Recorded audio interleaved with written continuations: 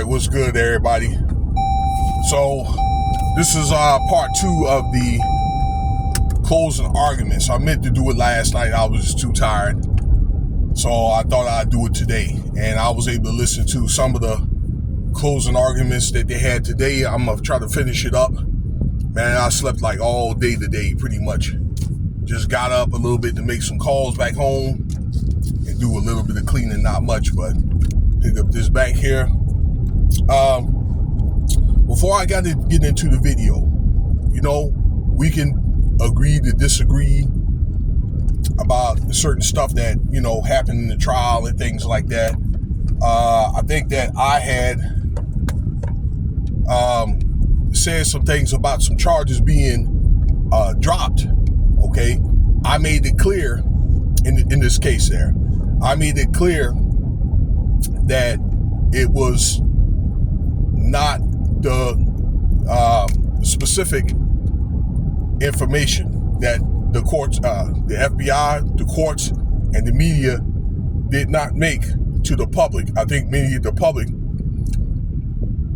had took it and ran with it, but at the same time, they did not listen carefully. Okay, that they took certain components out of the charge. Okay, like little what they call predicates, but Diddy still is alleged to have done certain things. I think it was 2 aiding and abetting. No, 1 aiding and abetting. It was 2 attempted acts. And the reason why they took them out, because the courts, through the testimonies and the evidence, was able to prove that he did it. Okay? So why would you say that he did it? I mean, you know what I'm saying? If he attempted to do it, or he aided or abetted, if he actually did it. So we can disagree, okay? And that kind of stuff. You don't have to like what I said, but don't come on this channel being disrespectful and calling me names and things like that, okay, viewers? All right, because you figured that you gonna call me names and things like that, I'll challenge you to it. I'm gonna hold you accountable for that. I may even challenge you even to, you know, maybe if you come out to Las Vegas and tell me in my face or whatever, if you want to call me a big head or whatever, okay, or try to call me names. But I'm going to hold you accountable for that, and you're going to get cooked. Okay, you come on here acting funny. So, look, let me sum up what happened yesterday in more layman's terms. They summed up everything that happened. This case has been going on for almost 2 months now. Okay, they'll have a conviction, and yeah, they're going to find a conviction by the 3rd of July, right before the 4th, okay, for that weekend holiday. So they just basically recap the scope of time and they were looking at from 2009 to 2024 up to the time that he got arrested, okay, and I think it was 118 page indictment. And I went over some of that, and then some of it, well, it was already explained in court. If you've been listening to what has been going on, or at least the highlights of it, where they made many of the star people, Cassie, victim 2, which is Jane Doe, victim 3, all right, I think her name is Mia. Brianna girl, that Bologna girl, I call her Bologna. The one that got hung over that balcony. They brought in the Punisher, that dancer. Ticket TV calls him fake beefcake, man. Because, you know, he had implant surgery down in his penis. And they brought Kid Cudi. Then he brought in many of the Diddy's his assistants that worked for him for Bad Boy over that time frame. And the ones that did not testify, more than likely, there are going to be co-defendants. Now, the first part of it was mainly things like transporting substances and things like that. All right, that's when they brought in that Brendan Paul guy. All right, having his assistant, him and many other assistants to do illegal activity for him.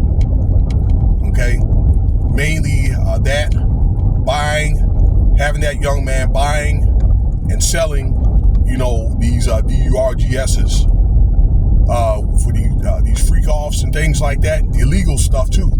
Okay, from someone when he could have been charged, the buyer and the seller could have been charged using company accounts and money and things like that, and the money would be reimbursed from Diddy's LLCs and bank account. Okay, so they had it. Diddy had Bad Boy in a whole lot of LLCs to try to have, I guess, if it was to be tracked to law enforcement, to be, unsure or to confuse. All right, but they was able to figure out, and they was able to get that Brian Ferguson guy, I think, to work with the FBI and to help them figure all that out, because they had certain bank accounts, they had certain LLCs for certain things. Okay, you know what I'm saying? Some for business, some for pleasure, some for illegal activity and things of that nature. All right, mainly that. They talked about Cassie, as you know, where she was basically coerced and she was frauded, where she had supposed to sign a 10-year, 10-record contract. Okay, but rather, all right, Diddy had this woman, okay, to do all these doggone freak offs, all they was in a relationship, and to have these different dancers and SEX workers come in there, and do her and things like that, and do these acts. All right, I guess either Diddy participated or he was, off on the sideline somewhere watching. Okay, that kind of thing. Yeah, I end up missing my turn, man. Okay, and there was money involved in it, paying off these workers once again, and then reimbursed, through an AME X card through his accounts. All right, the beatings and things like that, the kidnapping, you saw that on the tape. So that's, that part. And then the same for Mia and Jane Doe. All right, from more recent times. So it's kind of like repeat, and then you get the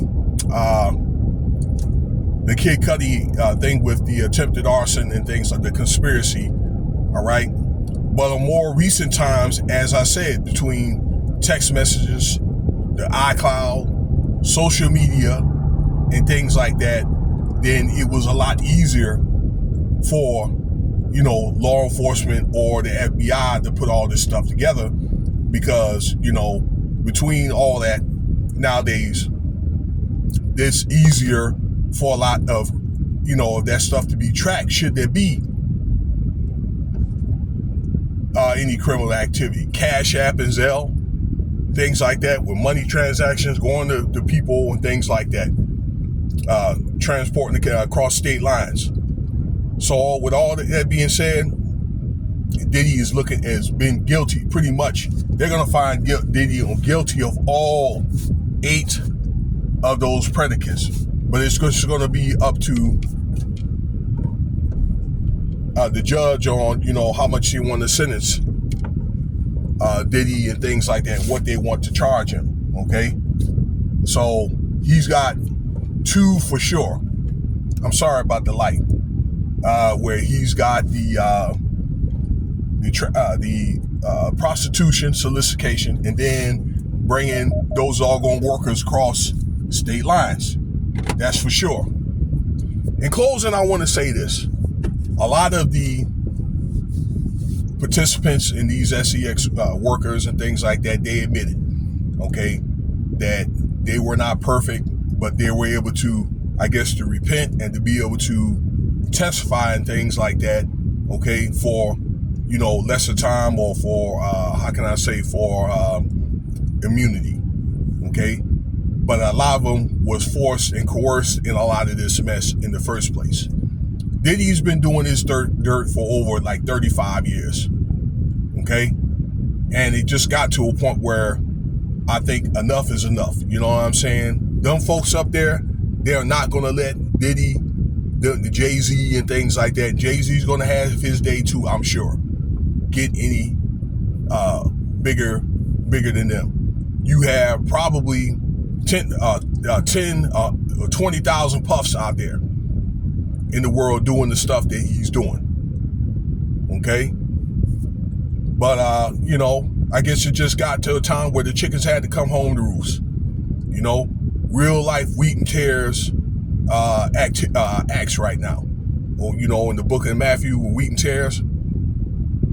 So, you know, and this is going to be patterned off that R. Kelly case with this RICO. So I'm going to do a part 2 because they did some arguments today. I was able to listen to some of it. I was half asleep, man. Look, I hope y'all, and I'll double back on y'all this later on today. Look, I hope y'all have a good day. Be safe out there. Take care of yourselves. And I'll get back with you with more content. Cash App $Winston Spivey.